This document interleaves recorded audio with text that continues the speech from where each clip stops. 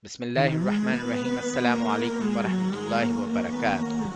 Shun and Tabaqui, a meeting of minds. There was a place. Bismillahirrahmanirrahim. Assalamu alaikum wa rahmatullahi wa barakatuh. Shun and Tabaqui, a meeting of minds. There was a place in times of old where lived a man named Shun. This man was known far and wide for his intelligence and his nimble mind. Yet, with all of his mental gifts and his well-deserved renown, he still found himself feeling unhappy. Shun wanted to get married, but he didn't want to marry just anyone. He wanted a wife who would be his equal in intelligence and who would understand him even when he mentioned obscure matters.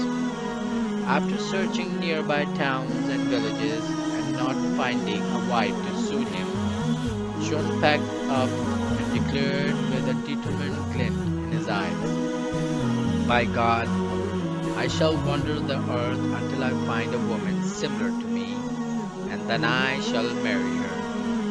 For some time Shun wandered about, idly traveling down one road after another, looking for his ideal woman.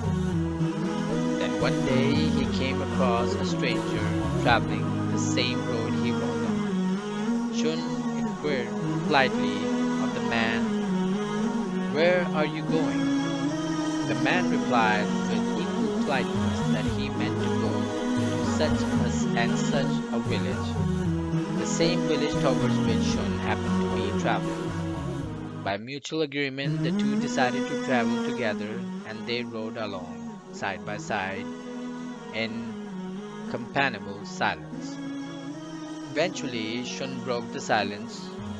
"Will you carry me, or shall I carry you?" With an incredulous look, the man replied, "O ignorant one, I am riding and you are riding. How could I carry you or you carry me?" Shun felt silent and did not reply. Along the way, the two men came across a small village that boasted a large field ripe of harvest. Shun eyed the field and said musingly, "I wonder, has the harvest already been eaten?" The man frowned at Shun and said, "O ignorant one, you see plant ready to be harvested, and you wonder if the harvest has already been eaten?" Again Shun fell silent and did not reply. Finally, reaching their destination village, the men paused as a funeral procession passed in front of them.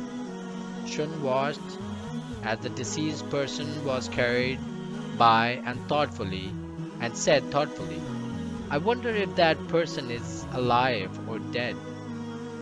Appalled at such foolishness, the man said impatiently, "I have never seen a more ignorant man. You see a funeral and you ask if the deceased person is alive or dead?" Shun did not reply. Instead, he politely suggested that since they had reached their destination, they should part company. The man refused to allow Shun to leave. He insisted that Shun accompany him to his nearby home and be his guest. After some hesitation and demurring, Shun finally agreed. When the two arrived at the man's home, the man settled Shun in a front room, then went further into the house where he was warmly greeted by his daughter, Tabaqui. Curious, the young woman glanced into the front room and asked her father about the stranger he has brought home with him. Tabaqui's father told her about his chance meeting with their guest, and the ignorant questions the stranger had asked him while they traveled together.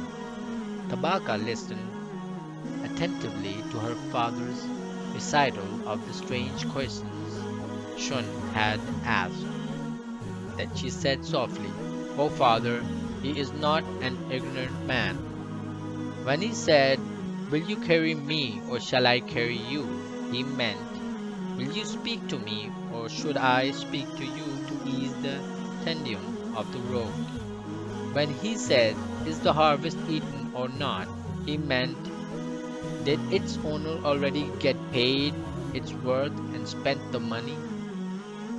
When he spoke about the funeral, he meant, did the deceased person leave children behind who would keep his memory alive or not? After paying close attention to what his daughter said, Tabaqa's father went out and sat with Shun. They conversed cordially for an hour or so and ate heartily of the food Tabaca prepared for them. Then the man turned to Shun and said with a satisfied smile, "Would you like me to explain to you the meaning of what you said while we traveled?" "Yes," Shun replied with a polite nod. Tabaka's father proudly repeated the explanation his daughter had given him. Shun was pleasantly surprised by the man's correct interpretation of his words, but he had his doubts as to the source. "Those do not sound like your own words. To whom do the words belong?"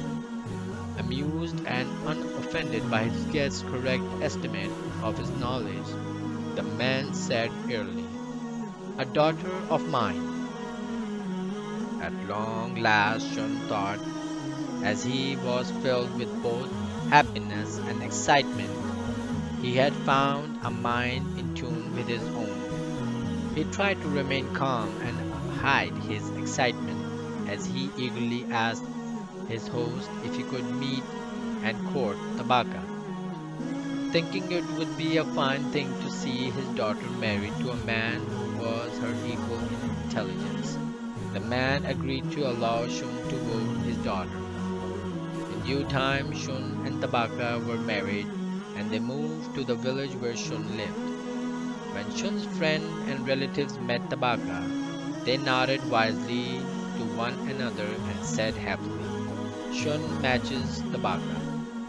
This simple sentence later became a famous proverb indicating a couple who were perfectly suited to one another.